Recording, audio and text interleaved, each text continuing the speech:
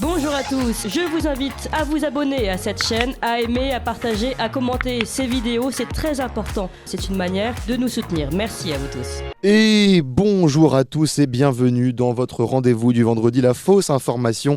Aujourd'hui des actualités brûlantes, des invités prestigieux et nous sommes avec le grand, bon, pas si grand d'ailleurs, le majestueux le dirigeant suprême de la Corée du Nord, Kim Jong-un. Bonjour Kim. Bonjour ligne droite, bonjour à tout auditeur. Donc les Américains ont décidé de faire des exercices militaires juste à côté de la frontière coréenne. Ça vous énerve un peu ça Kim, non? Ah oui, ils nous provoquent. Eux toujours dire nous méchants, toujours dire nous voulons guerre, alors que nous voulons juste paix. Oui, enfin Kim quand même, vous ne faites pas très confiance à Joe Biden. Un Joe Biden, le vieux radis blanc, D'accord. aussi raide qu'un roseau, Oui. aussi desséché qu'une endive. Rendez-nous le sumo avec la perruque. Donald Trump? Ah oui, Trump, lui gentil, lui vouloir paix, lui pas une momie démocrate. Eh ben on lui dira, ça lui fera plaisir. En attendant, notre prochain invité est un grand acteur belge qui nous avait manqué, c'est François Lambrouille. Bonjour François. Bonjour Valentin, bonjour à toute l'équipe. Alors François, le dernier Astérix et Obélix au l'Empire du Milieu, qu'est-ce que vous en avez pensé? Mais quelle daube, mais c'est pas possible de faire une daube pareille, moi. Moi, j'ai pas vu une daube pareille depuis la famille Bélier, au moins. Ouais. Vous avez pas vous qui jouez dans la famille Bélier, François? Ah bon? Ah oui, peut-être, ouais. Enfin, en tout cas, c'est tout de même un budget de 65 millions d'euros, Astérix. Ouais, mais attendez, moi, avec 65 millions d'euros, mais je vous fais un Astérix et Obélix, mais en Belgique, vous voyez, avec moi en Obélix, je vous mets Jean-Claude Van Damme en Astérix, Un peu gros. Benoît Poelvoorde qui fait le barde là, la folle là, Mhm. et par contre, moi je fais juste la scène de la fin, vous savez, le banquet là, Ah oui, à la oui. fin là, c'est une planche dans la BD, moi j'en fais un film d'1h30, Oui, on oui. s'enfile des sangliers, de la bière, on dit des conneries, mais je suis persuadé que mon film sera meilleur que le navet que je viens de voir. On n'en doute pas, hein, on viendra voir votre film si vous avez le budget promis. En tout cas, pour finir, nous sommes avec celui qui porte la bonne, la sainte, l'unique parole du gouvernement. Pour certains, il est le cancer de notre pays, pour d'autres, un héros du Covid.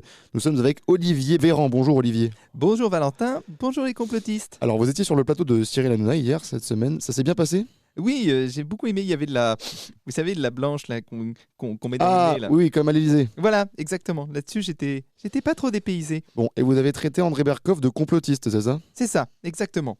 Au gouvernement, on nous apprend comment traiter nos ennemis. Alors, quand vous êtes contre l'immigration, vous êtes raciste. Oui, oui, Quand vous êtes contre l'Europe, vous êtes nationaliste. effectivement. Quand vous êtes contre le vaccin, vous êtes complotiste. Ça va de soi. Et quand vous êtes contre Emmanuel Macron, vous êtes fasciste. Eh oui, oui. Voilà, c'est tout de même simple. Et donc André Berkoff est un nationaux-racisto-complotisto-fasciste. C'est un poil long hein, quand même. Et moi, par exemple, c'est pareil? Oui, bien sûr, Valentin, vous êtes un nationaux-racisto-complotisto-fasciste. Vous et toute l'équipe de Ligne Droite, d'ailleurs. Ah, ben voilà qui me rassure, ça nous fera notre réputation.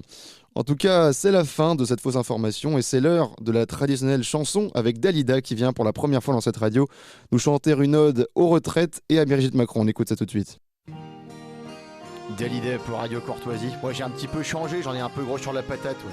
Parce qu'il y en a marre de ce gouvernement de libéraux là. Allez on y va là. Il venait d'avoir 60 ans, il n'en avait plus que pour 2 ans, le pensait-il. C'était sans compter sur Véran et sa clique du gouvernement de bons fumistes. Après 1849-3, les bougrons fait passer la loi. En colère noire, il est sorti manifester, des hommes sombres ont débarqué.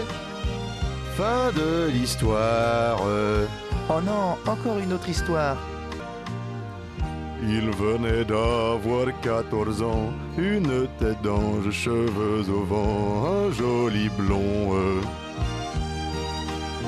J'étais sa prof de français, après la classe je retrouvais le polisson.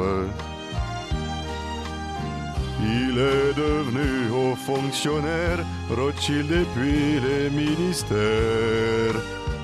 J'étais heureuse. Il m'a dit ça n'est pas assez. Il voulait viser l'Élysée.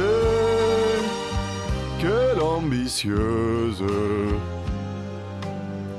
Élue sans le moindre programme, je me suis retrouvé première dame. L'apothéose. et dire qu'au commencement, moi j'avais 3 fois 14 ans. Merci Brigitte. Merci à vous. Vous appréciez cette émission? Alors aidez Radio Courtoisie à en produire d'autres, en indépendance totale. Rendez-vous sur soutenir.radiocourtoisie.fr. Merci d'avance.